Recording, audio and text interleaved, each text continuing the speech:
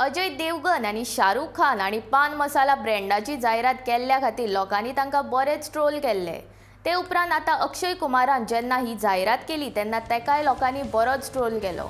ताका लागून अक्षय कुमारान इंस्टाग्राम अकाउंटा वयल्यान लोकांची आनी आपल्या चाहत्यांची माफी मागून आपूण ह्यान फुडें कसल्याच तंबाखूचें समर्थन करचो ना म्हणून स्पश्ट केला. ज्या पान मसाल्याची जायरात आपण केला ते जायरात हांव सोडटलो. जायरातीचे सगळे पयशे आपूण बऱ्या कामाक वापरतलो आनी ह्यान फुडें असल्यो जायराती करचो ना अशें अक्षय कुमारान सांगलें.